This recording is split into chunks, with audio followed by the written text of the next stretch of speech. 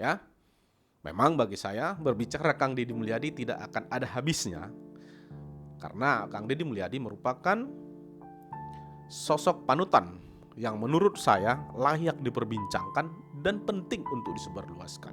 Nah, topik hari ini sebagaimana yang saya sampaikan, saya mau menyematkan 3 kata untuk Kang Deddy Mulyadi. Apa 3 kata yang saya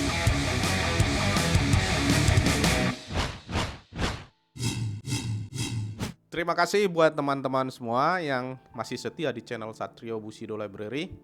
Dan terima kasih buat teman-teman subscriber channel Kang Deddy Mulyadi Channel. Saya berterima kasih sebesar-besarnya. Tanpa Anda semua, channel ini tidak akan pernah ada apa-apanya.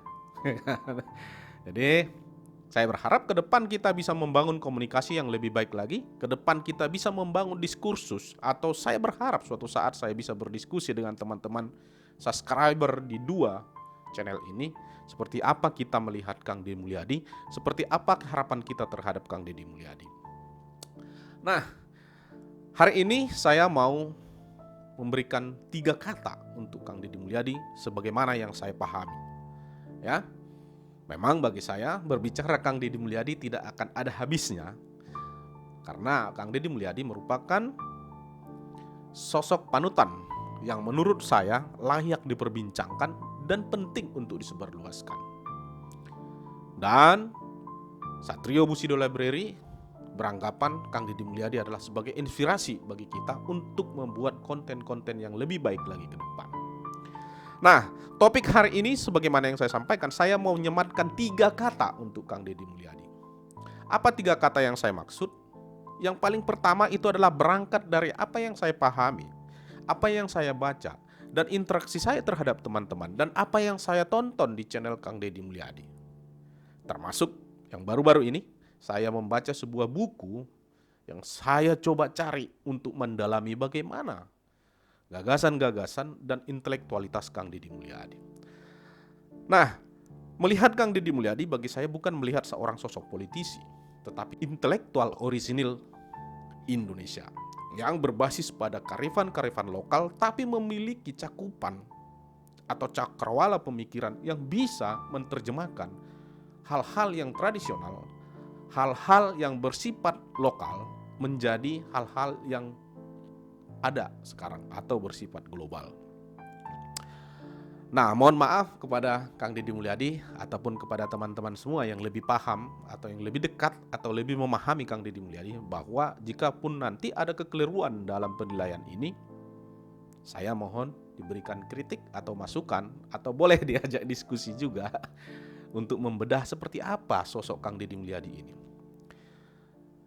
Yang paling pertama, bagi saya, kata yang paling tepat pertama untuk Kang Deddy Mulyadi adalah filosofis. Kenapa saya bilang filosofis? Ternyata dari beberapa gagasan dan dari beberapa pembangunan yang dilakukan di Purwakarta, Kang Deddy Mulyadi itu selalu berlandaskan hal-hal yang sifatnya filosofis. Bahkan yang lebih jauh, dia menarik secara historikal budaya yang tumbuh di tengah-tengah masyarakat. Ya kan? Oleh karena itu, saya menjadi paham bahwa segala sesuatu yang ada di Purwakarta itu, termasuk pembangunan pendopo, kemudian pembangunan taman-taman, maupun pembangunan arca-arca yang sangat menarik dari segi estetika, ternyata itu mengandung nilai-nilai filosofis. Nilai-nilai filosofis ini juga yang menjadi dasar argumentasi oleh Kang Deddy Mulyadi yang saya lihat di dalam beberapa pendapatnya di DPR. Bahkan dari beberapa video-videonya, saya lihat kenapa selalu mengaitkan antara bagaimana keutuhan budaya di tengah arus perkembangan zaman. Nah, kalau salah satu yang paling menarik itu adalah keselarasan antara hidup manusia dengan alamnya. Keselarasan antara hidup manusia dengan alamnya yang saya maksud begini. Kang Deddy Mulyadi selalu menempatkan keseimbangan di antara semua makhluk ciptaan Tuhan. Dia selalu menempatkan gagasannya adalah bagaimana menjaga segala sesuatu yang menjadi relasi sosial, baik manusia dengan manusia maupun manusia dengan alamnya. Jadi kalau kita tarik dalam sisi filosofis, banyak hal-hal yang mungkin secara tidak sadar kita lakukan, atau mungkin secara tidak sadar kita iakan, tapi kita tidak tahu landasannya dari mana. Kang Deddy Mulyadi menguraikannya itu. Setidaknya itu bisa kita baca dalam bukunya Mengayuh Negeri dengan Cinta. Saya sih belum baca secara lengkap, tapi saya sudah masuk di pertengahan. Saya mulai memahami di pelajaran pertama itu adalah cinta. Ini landasan-landasannya itu bahkan mengaitkan dengan historikal, baik itu yang terjadi di negara lain maupun yang terjadi di Jawa Barat sendiri atau di suku Sunda sendiri. Nah, itu menurut saya dari segi filosofis. Jadi tidak berlebihan kalau saya menyatakan bahwa apa yang disampaikan oleh Kang Deddy Mulyadi adalah selalu berlandaskan hal-hal filosofis yang timbul atau yang hidup di tengah-tengah masyarakat, termasuk memelihara budaya atau berpakaian juga menurut saya itu hal yang sangat filosofis dari sisi entitas atau dari sisi kebudayaan yang hidup di tengah-tengah masyarakat kita. Kemudian yang kedua, humanis. Apa yang saya maksud dengan humanis? Kang Deddy Mulyadi yang selalu melihat bahwa setiap manusia itu harus diperlakukan selayaknya manusia. Dan sangat jarang melakukan pendekatan itu yang bersifat itu adalah hanya strukturalis. Artinya apa? Kalau dari segi strukturalis, problem-problem yang terjadi di masyarakat itu merupakan tanggung jawab negara. Atau setidaknya harus menjadi perhatian pemerintah. Ya kan? Tapi dia sebagai politisi tidak serta-merta menempatkan itu adalah menjadi beban atau tanggung jawab negara. Dia selalu mengajak orang untuk sama-sama memperlakukan yang lain satu dengan yang lain itu adalah saling menghargai dan saling mencintai. Oleh karena itu, kalau teman-teman melihat beberapa tayangan video di channel Kang Deddy Mulyadi, dalam situasi yang amarah sekalipun atau dalam situasi yang senang sekalipun, Kang Deddy Mulyadi bisa mengeluarkan air mata. Artinya, nilai kemanusiaan atau nilai mencintai satu dengan yang lain itu lahir dari diri Kang Deddy Mulyadi dan terinternalisasi dalam tindakan-tindakannya. Dia tidak akan pernah melihat latar belakangnya apa, agamanya apa, sukunya apa, bahasanya apa. Bagi Kang Deddy Mulyadi, semua orang yang harus dibantu, dia bantu secara sukarela. Bahkan kadang-kadang orang yang sangat membutuhkan, dia upayakan untuk tercapai apa yang dia inginkan. Jadi kalau Anda lihat channelnya ya wajar saja kalau Kang Deddy Mulyadi buat semacam tagline, dedikasi membahagiakan orang miskin. Itu sisi humanismenya yang bisa saya simpulkan.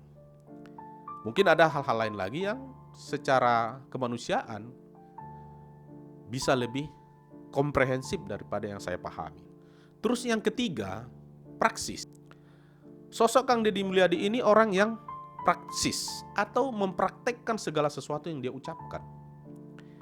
Kenapa saya bilang demikian? Ada keselarasan antara tindakan dan pernyataan.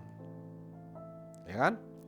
Ketika dia satu hari berbicara penyelamatan lingkungan atau berbicara tentang penderitaan masyarakat dalam suatu tempat, dia akan membawanya itu dalam sebuah kebijakan atau rapat kebijakan atau khususnya di DPR RI. Tindakan ini selalu dia lakukan menjadi langkah-langkah nyata dan dia praktekkan. Artinya ada banyak politisi yang gemar berbicara. Ada banyak politisi yang suka menyampaikan kritik kepada pemerintah. Atau banyak politisi yang pandai berpidato. Tapi amat jarang kita lihat dia mempraktekkan apa yang dia sampaikan. Apa yang menjadi kritiknya atau apa yang menjadi gagasannya. Sering sekali politisi kita lihat demikian. Oleh karena itu melihat Kang Deddy Mulyadi bukan hanya melihat seorang politisi. Tapi dia melihat Kang Deddy Mulyadi sebagai model praksis atau model praktek. Di mana tindakannya bisa merubah keadaan sosial seseorang. Atau bahkan bisa merubah cara pandang setiap orang. Yang selama ini mungkin kita tahu seperti apa politisi. Yang mungkin selama ini kita tahu bagaimana politisi bertingkah. Tapi ini kelihatan bahwa dari praktek-praktek itu semua dia jabarkan dari apa yang dia sampaikan. Artinya manifestasi dari pernyataannya dilakukan dalam tindakan-tindakan di lapangan secara real dalam konteks-konteks tertentu. Oleh karena itu tidak berlebihan menurut saya bahwa Kang Deddy Mulyadi menjadi harapan kita untuk memimpin bangsa ini ke depan.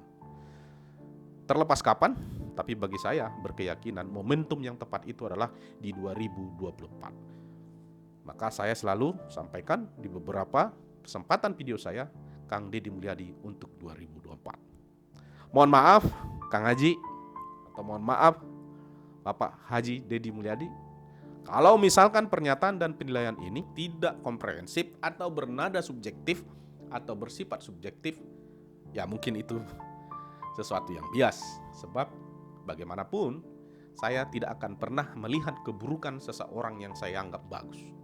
Kalau teman-teman yang lain punya penilaian yang berbeda, ya itu sah-sah saja. Dan saya akan terima itu sebuah pandangan yang mungkin saya hanya mengenal Kang Deddy Mulyadi dari apa yang dia lakukan, dari video-videonya, dan dari tulisan-tulisan, dan dari satu bukunya yang ini sudah saya baca sampai 50%. Oleh karena itu, sekali lagi saya mohon maaf kepada teman-teman kalau misalkan 3 kata ini harus perlu tambahan atau 3 kata ini belum mewakili sosok Kang Deddy Mulyadi yang sesungguhnya. Terima kasih. Kalau ada hal-hal yang keliru, mohon teman-teman luruskan di kolom komentar. Kalau ada tambahan-tambahan lain yang perlu kita diskusikan, mohon teman-teman sampaikan di kolom komentar.